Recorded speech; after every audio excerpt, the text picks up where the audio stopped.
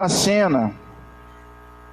E por favor, se você já viveu ou está vivendo essa cena, não sinta como se eu estivesse direcionando para você nesse momento, pois é algo que acontece a todo instante nas famílias. E acontece também nas famílias dos cristãos. E acontece também na família dos crentes. Em dado momento, você tem que comunicar para a sua filha, para o seu filho, que o papai e mamãe já não estavam mais juntos, que o casamento havia terminado. Como falar?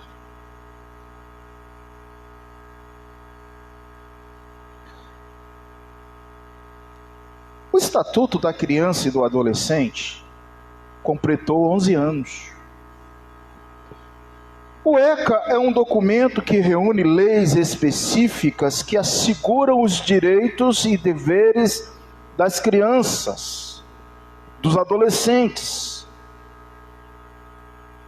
As crianças já nascem da luta de diversos movimentos sociais que defenderam os direitos da criança, do adolescente. O ECA nasce debaixo dessas lutas, já que antes o estatuto apenas existia como um código de menores, e que tratava de punir as crianças e os adolescentes infratores.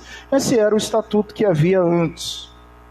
Mas desde 1990, o ECA, ele protege as crianças, ele protege os adolescentes, que são sujeitos de direitos estabelecidos em família, no Estado, na sociedade, e são responsáveis no cuidado, na preservação, no desenvolvimento físico, psicológico, moral, social. Eu incluo uma aqui na lista que não está no ECA, espiritual. A igreja olha para esse texto, é chamada a cuidar das crianças e dos adolescentes. Mas o que esse estatuto garante? O ECA garante que o adolescente e as crianças são sujeitos de direitos. Crianças são um ser humano.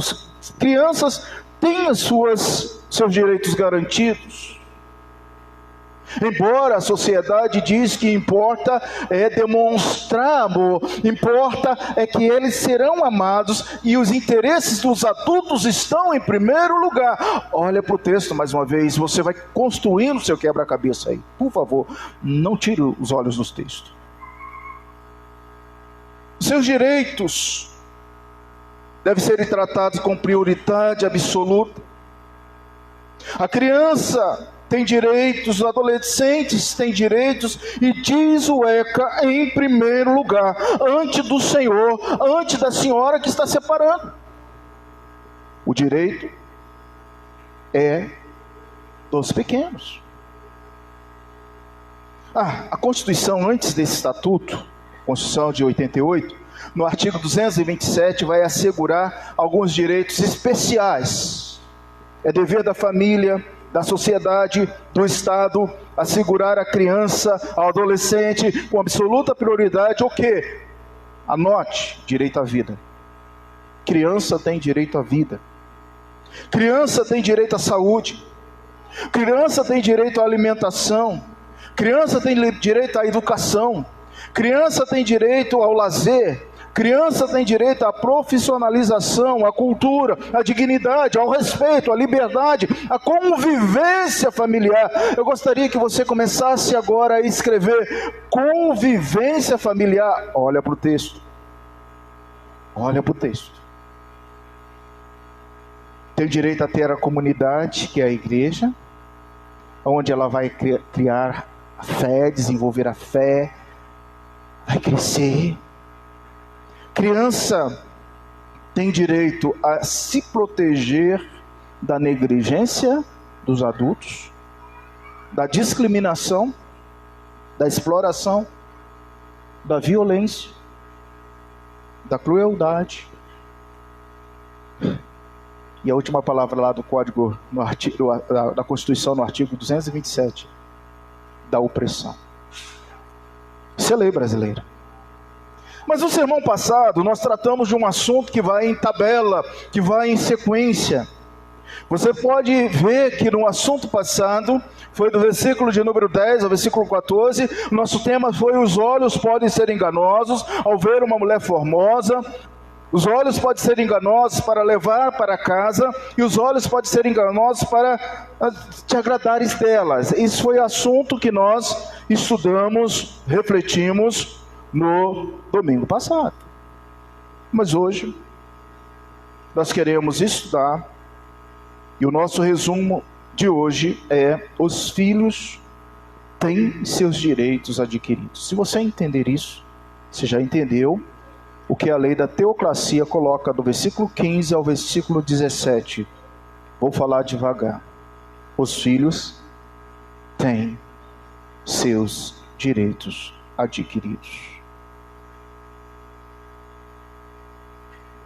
A preferência pessoal de um pai destrói uma criança.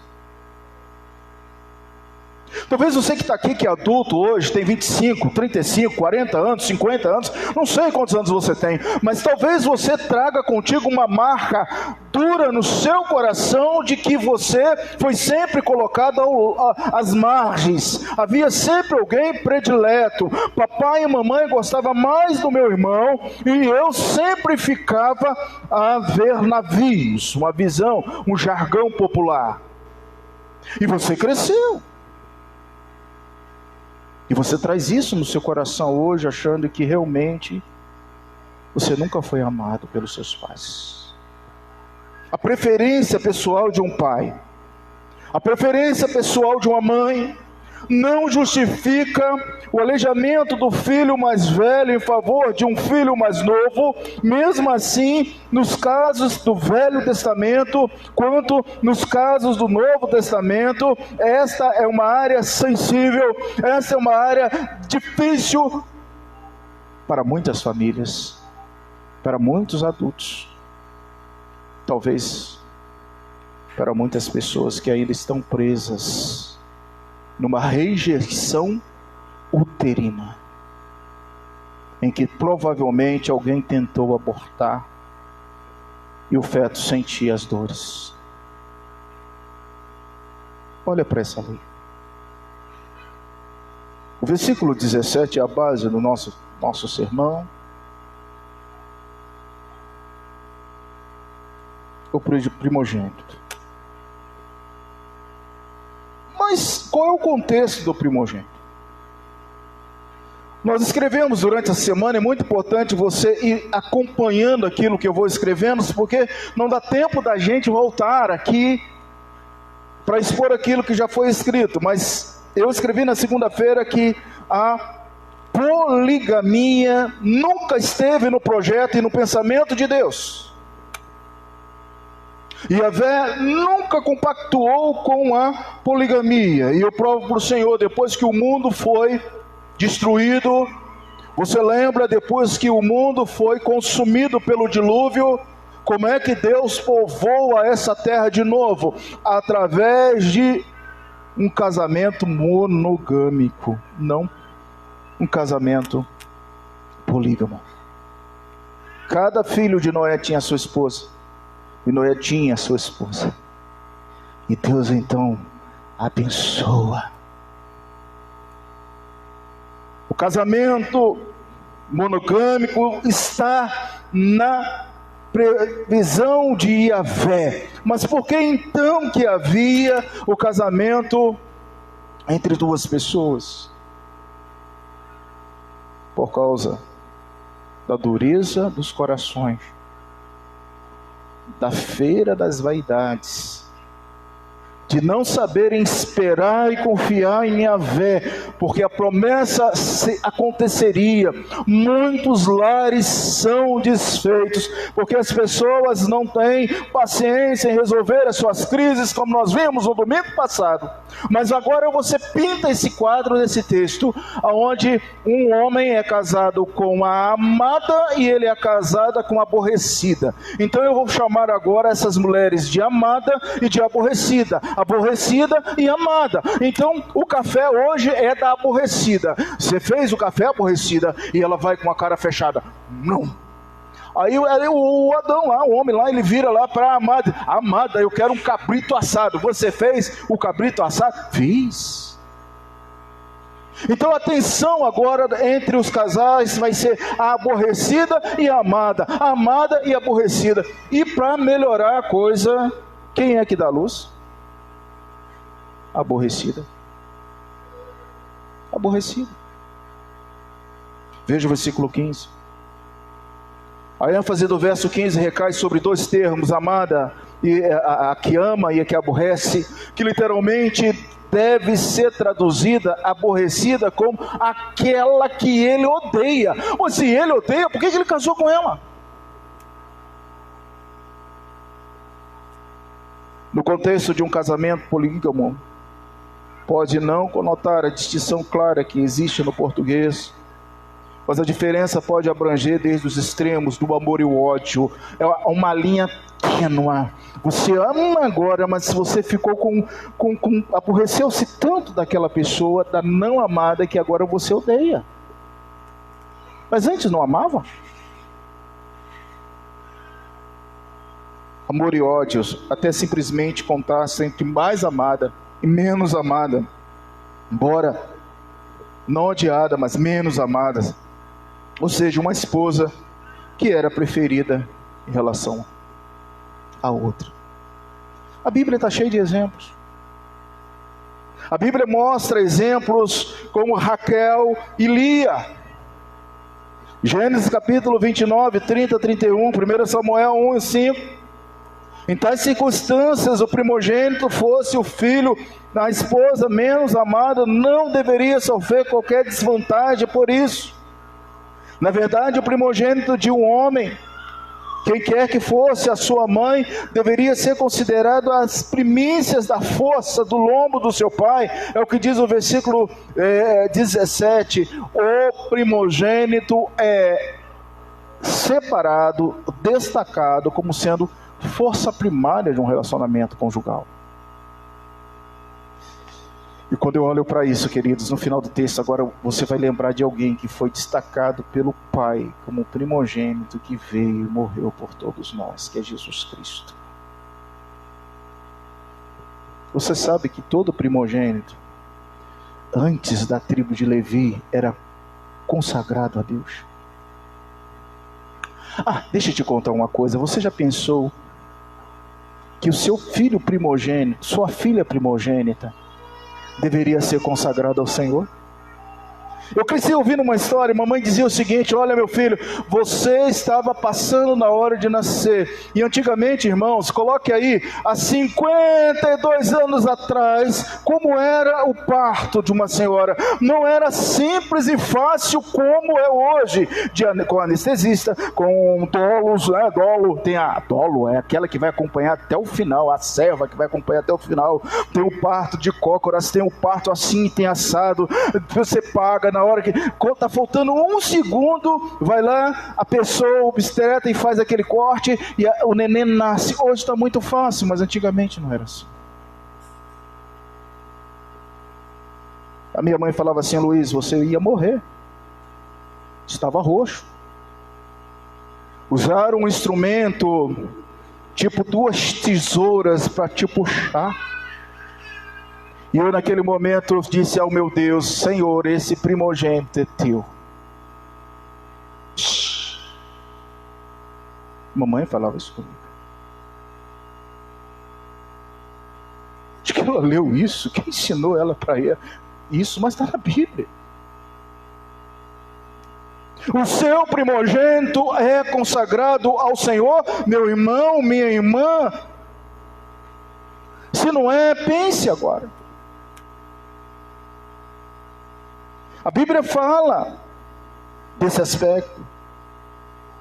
Então, o primogênito, em primeiro lugar, era da aborrecida, como diz o versículo 15. O primogênito, em segundo lugar, veja o versículo 16. herdaria a sua primogenitura, os direitos do primogênito, do filho primeiro, da força, do vigor, do primeiro amor, incluía porção dobrada na partilha de bens entre os filhos. O pai não tinha direito legal de tratar o primogênito, o filho da esposa favorecida, sendo que da aborrecida tinha sido o primeiro. A frase aqui traduzida é preferindo, tá? A preferência agora daquele pai não poderia ser do segundo, tinha que ser do primeiro, seja ele da aborrecida ou da amada.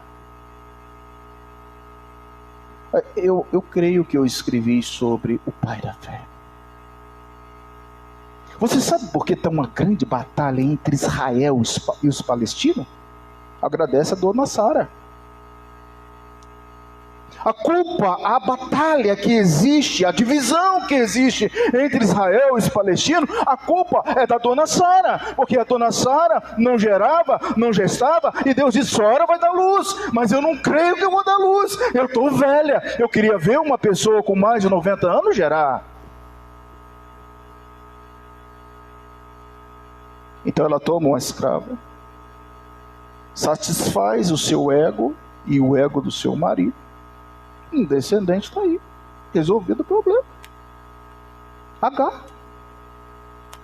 Só, irmãos, que vocês conhecem o contexto e a história. Eu não preciso ficar falando aqui dessa história. No final das contas, o que vai acontecer? Agar vai ser mandada embora com seu filho para que ele morra no deserto. Aí Deus vem cá.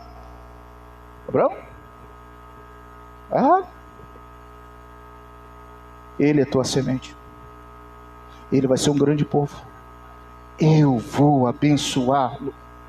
E você trata de indenizar esse rapaz.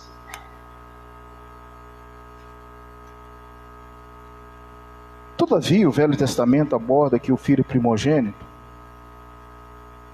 havia exceções, poderia também ser substituído pelo filho mais novo em algumas circunstâncias em que o próprio Deus pré-estabelecia. Você lembra de uma substituição? Venha comigo, Jacó e Esaú. Poderia alguém vender o direito de primogenitura? Mas eu estou com fome, eu cacei, eu passei a noite toda trabalhando. Meu irmão, você está aí dentro de casa e você é um cozinheiro, a mamãe gosta tanto de você, você cozinha bem, é o melhor cozinheiro da casa, e eu troco o meu direito de primogenitura por um prato de lentilha, eu vendo. Mas aí você vê Deus falando que o menor seria maior. Outro caso, acabei de falar, Isaac, Ismael, Efraim, Manassés. O rei Davi, naquela grande visita do homem de Deus, aquele homem fez passar o primeiro, o que havia da sua força, o mais bonito, aquele que estava dentro de casa, aquele que não estava num campo, não estava cheio de carrapicho, mas Deus falou: não, passa um, passa dois, passa três, passa quatro, ainda tem um, aonde está esse? Davi.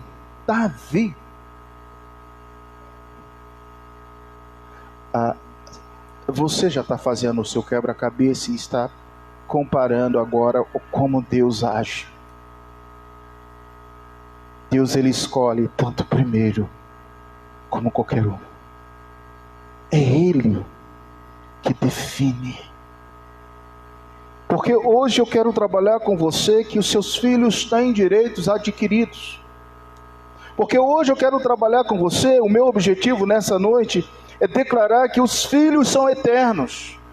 Porque hoje eu quero declarar para você, não importa o seu relacionamento com o seu dito senhor marido, com a sua senhora esposa, bom seria que o seu casamento fosse eterno, fosse uma instituição criada por Deus, mas muitos estão num processo de separação, muitos estão sofrendo, e eu quero dizer que os seus filhos são eternos. Você imagine a dor daquela criança que vai ouvir a mamãe dizendo: o papai não pode vir mais aqui em casa. E mamãe não vai atrás do papai mais. E tudo que a criança quer é ter direito ao pai e a mãe. A mãe e o pai. Você precisa pensar aí agora. Em terceiro lugar, querido, o primogênito receberia porção dobrada. Está bem no versículo 17, essa porção dobrada, ela é muito importante para nós. Aonde nós vemos essa questão? Os levitas eram consagrados ao Senhor, sabemos disso. Eles eram o substituto dos filhos primogênitos. Já falei sobre isso e a base fundamental está, anote por favor, para você ler em casa. Números 12, 13, 8, 16 e 18, você vai ver essa base. Naqueles exemplos do Velho Testamento, em que um filho mais novo era escolhido em lugar do primogênito, fica bem claro de que a escolha divina era completamente imerecida e baseada somente na graça. Porque a regra era o primogênito. Essa era uma exceção, era a graça, era Deus. A expressão dando porção dobrada é bem estranha. Mas você já está acostumado com essa expressão. Aonde você encontra essa expressão? 2 Reis, capítulo 2, versículo 9. Essa é uma expressão de 2 Reis. Vamos lá. Vou até folhear aqui. 2 Reis, capítulo 2. Livro dos Reis, capítulo 2. Vai aí, 2 Reis, capítulo 2, versículo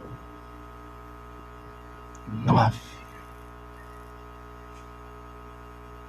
Havendo eles passado, Elias disse a Eliseu: pede-me o que queres que eu te faça. Antes que seja tomado de ti, disse Eliseu, peço-te que me troque por herança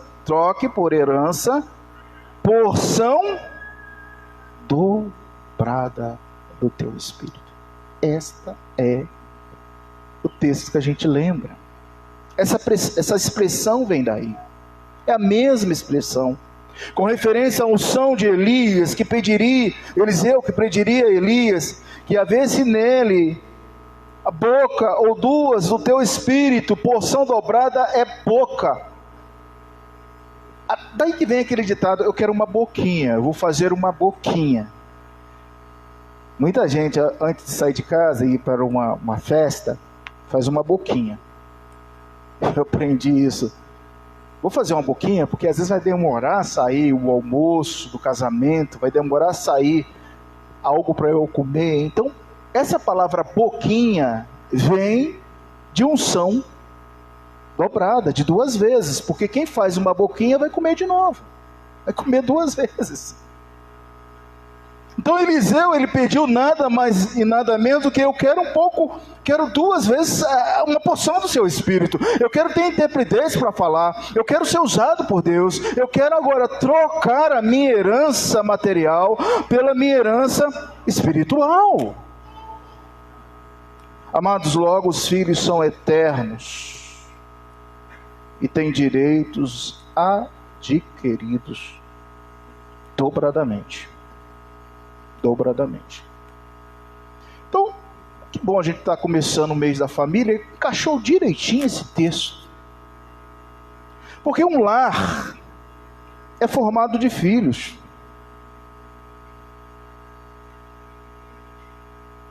E eu confesso a vocês que Janaína me fez muito reflexivo esse final de semana, a minha irmã. Lidando lá com pessoas da igreja, com problemas na área de saúde, que veio a óbito, ela vai ao cemitério e tira lá a foto de onde meu pai está. Igual o Lívia fez essa semana, com o presbítero Luciano. A Janaína fez comigo, ainda tirou a foto. Eu falei, nossa, 30 anos que meu pai faleceu? Parece que foi ontem.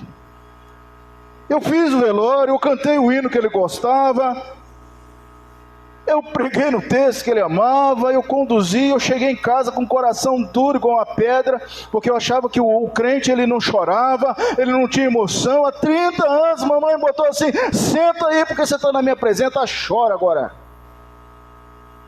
Você não pode aguentar isso tudo só, sem chorar, sem derramar uma lágrima. Chora. Aí meus olhos olham para o ajuntamento de mamãe, que nós fizemos a exumação do corpo depois, 14 anos. Parece que foi ontem. Ela faleceu.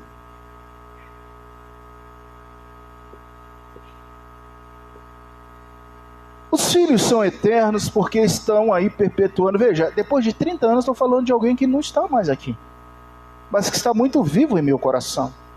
Está muito vivo em minha mente. Um ente querido não morre, fica na lembrança, fica na memória. São eternos. E eu quero dizer para você que essa criança, daqui a 40, daqui a 50, seu filho, sua filha, vai eternizar o cuidado da mamãe, o cuidado do papai.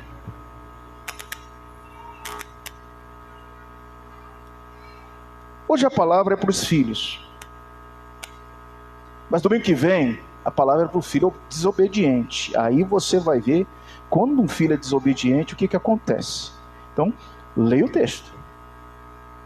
Hoje os pais são exortados a lembrar que os filhos são bênçãos, são eternos, têm prioridades, mas no domingo que vem, venha, porque nós vamos falar sobre os filhos desobedientes.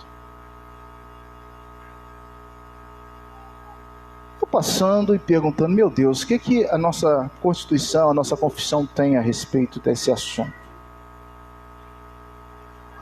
A pergunta 74 do Catecismo fala exatamente sobre isso, da nossa situação. Nós somos filhos adotivos.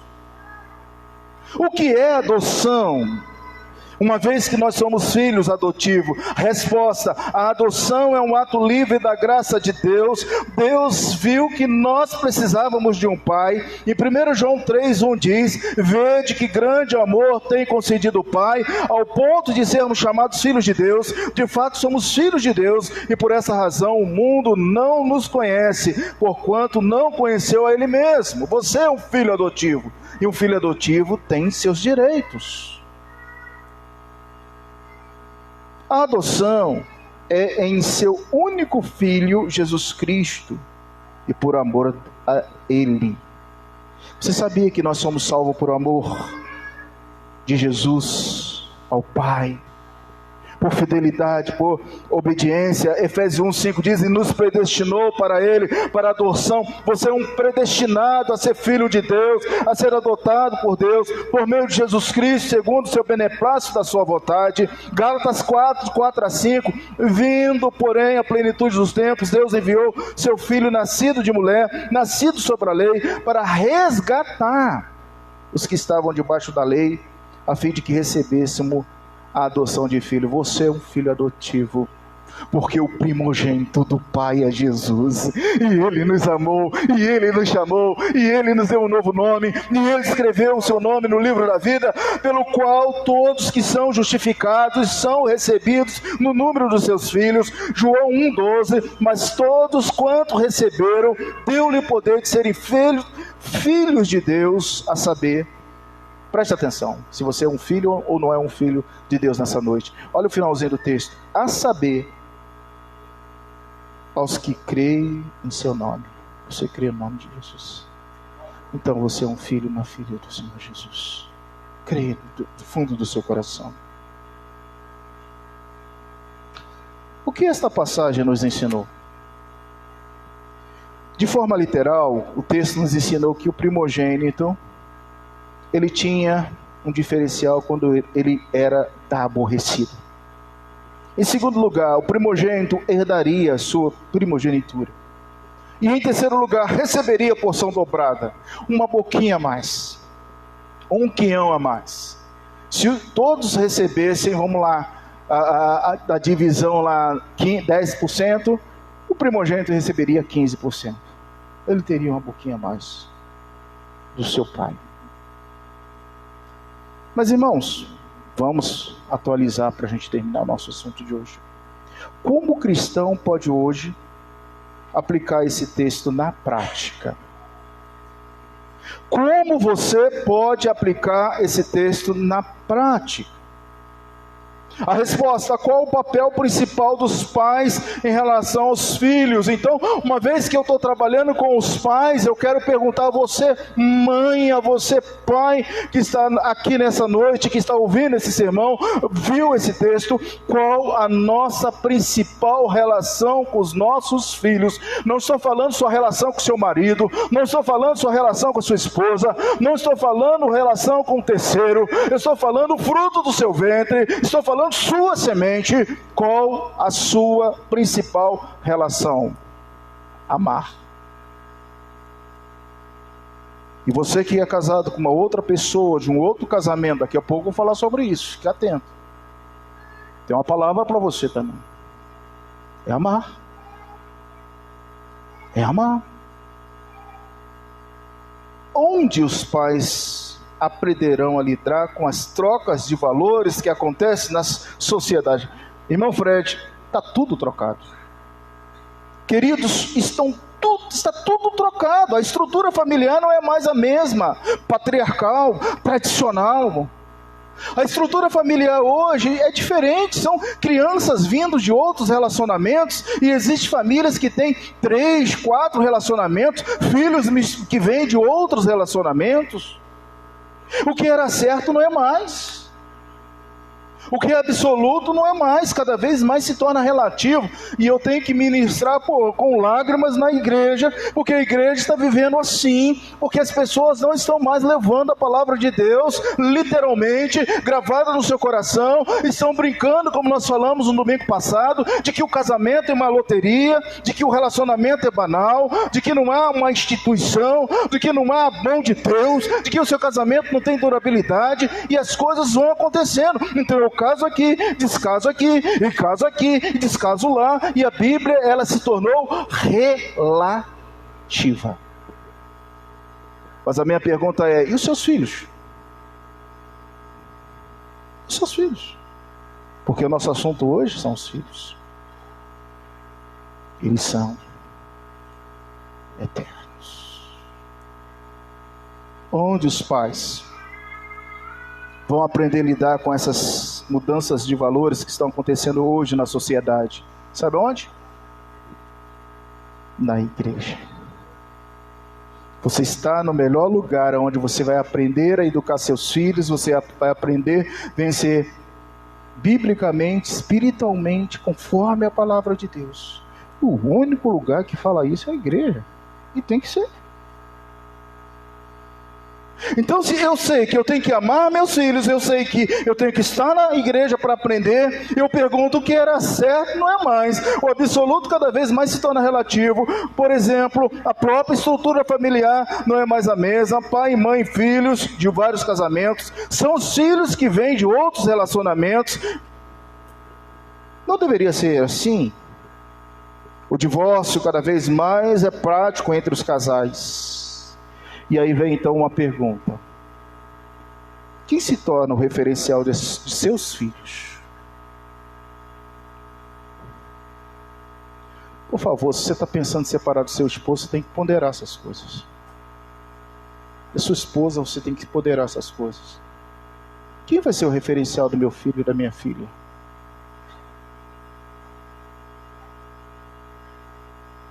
As crianças sofrem num processo de separação.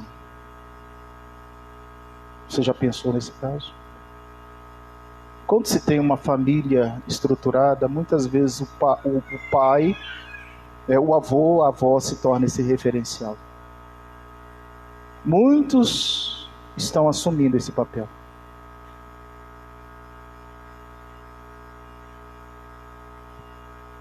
A sociedade diz que o amor é tudo. Será mesmo que a criança não tem direito de ter seu pai e a sua mãe? A sociedade toma decisões para cuidar dos interesses dos adultos, mas e os interesses da criança? Olha para esse texto, se Deus não está cuidando do interesse daquele que era jogado fora, da aborrecida. É Deus. Irmãos, por que Deus zela? Por que Deus zela do interesse da criança? Jesus, Ele amava as crianças. Ele pegava as crianças. E Jesus falava assim: deixai vir a mim as criancinhas, porque dos tais é o reino dos céus. Por que Deus tem tanto zelo por uma criança? E nós adultos não temos.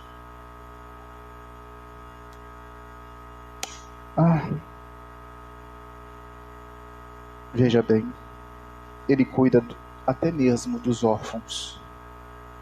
Se é uma coisa enclavada na Bíblia, que Deus cuida dos órfãos. Quantos filhos órfãos estão ficando dos seus pais agora, de suas mãos? Lá naquela família que minha irmã estava cuidando, uma jovem de 35 anos morreu por complicações da Covid. Deixou um menino de 12 anos e uma recém-nascido, 6 meses, eu creio que seja de 6 meses.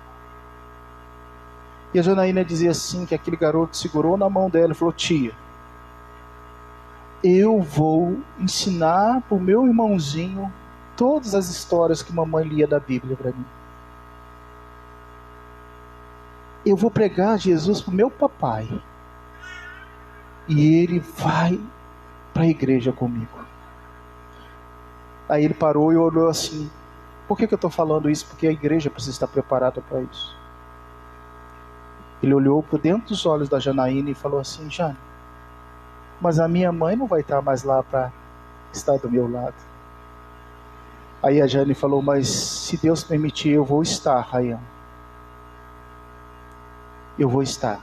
E você não vai estar sozinho. A igreja precisa acolher as crianças. A igreja precisa amar. Você precisa estar disposto a olhar com generosidade, a olhar com carinho, a entender que as crianças são eternas, são bênçãos do Senhor, são dádivas de Cristo. Nós temos que amar as crianças. É um direito delas.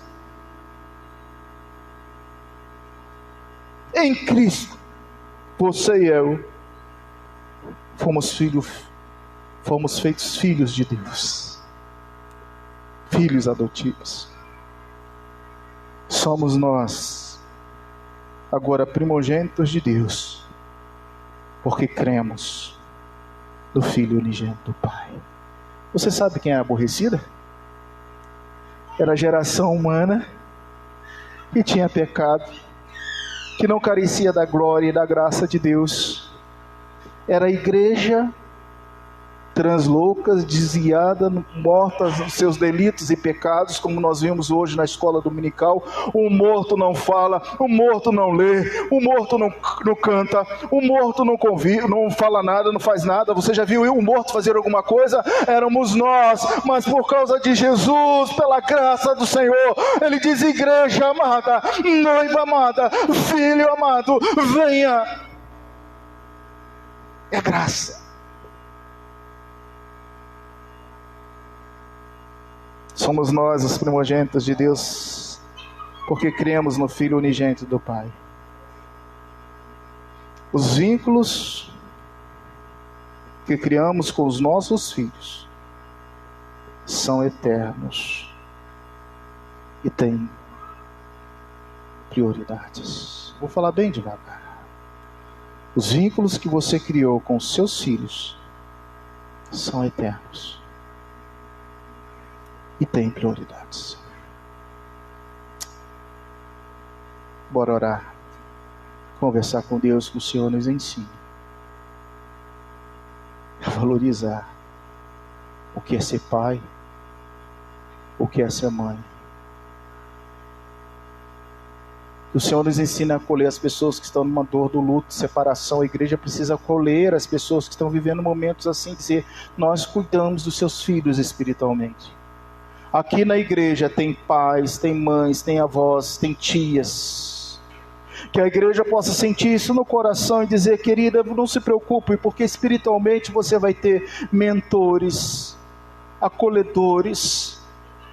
Que da próxima vez que você estiver passando ou vendo alguém num processo de separação, doído, chorado, que você possa dizer: não, olha, Cristo te ama, e se você que precisar, eu estou aqui, chore nos meus ombros, e deixa eu te ajudar.